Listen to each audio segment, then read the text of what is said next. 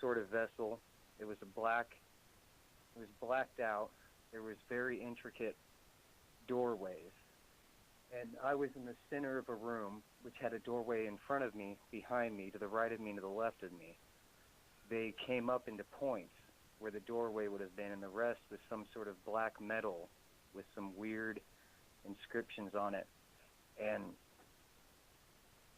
it was like I was asleep in my dream. But I woke up on an operating table, much like the last guy said, except it wasn't an operating table. It was like an examination table. And I'll never forget what I saw. It was these things. They were. I've tried to look through lists of what you could find online, but I could never really find something that wasn't Zeta Reticuli type stuff. But they were green. They were dark green in nature. That was their skin, and they had bulging veins in their forehead and their arms that were light green.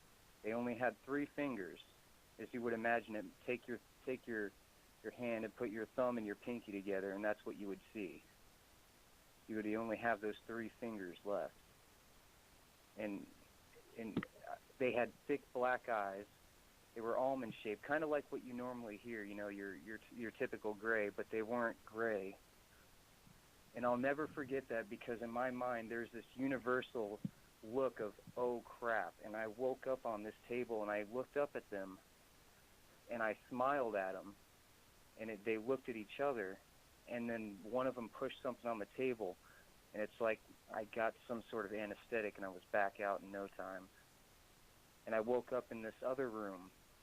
It was dark and it had some sort of mist in it. There was a tall door.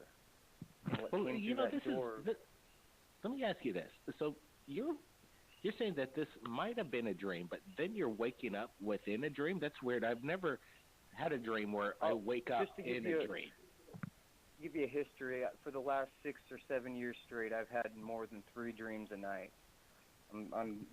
I know a lot about what a dream feels like, and this didn't feel like a dream. It felt like a lowered state of consciousness.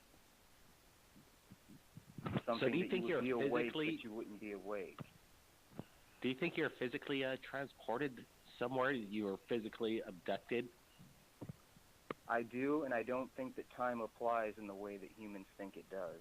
I think there's a very real way that someone can alter not only your sense of time, but the rest of the way time flows. Almost like a dream.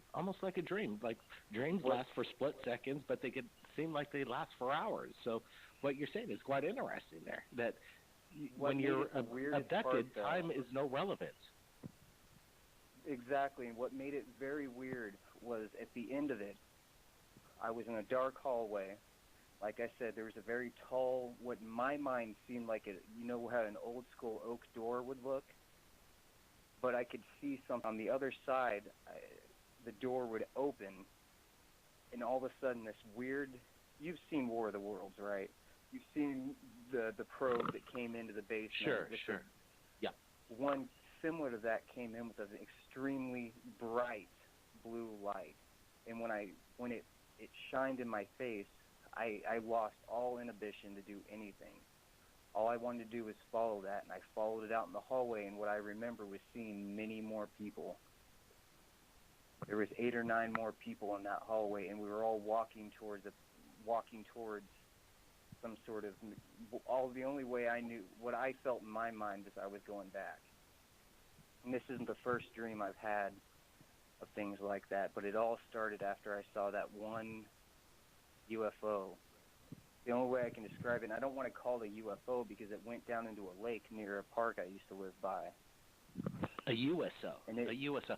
Exactly, it's weird, too, underwater. because you know what's amazing is when I had my first UFO encounter at a young age, I immediately had a dream about UFOs, but the dreams felt so surrealistic that it almost didn't seem like it was a dream. And it felt like I was on the coast of Hawaii on a beach, and this massive flying saucer came over, everything lit up, and the whole family was being abducted. It got real bizarre. But what's amazing to me is that, immediately after you see something possibly not of this world, you have these out of this world experience dreams that might be connected. They might be sending us messages and communicating with us. Right.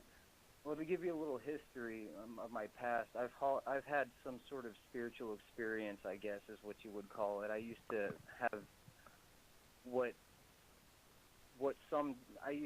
when I was a child, because they didn't quite understand what was going on, I would say that I saw and talked to these beings that weren't there, and at the time I referred to them as rainbow people.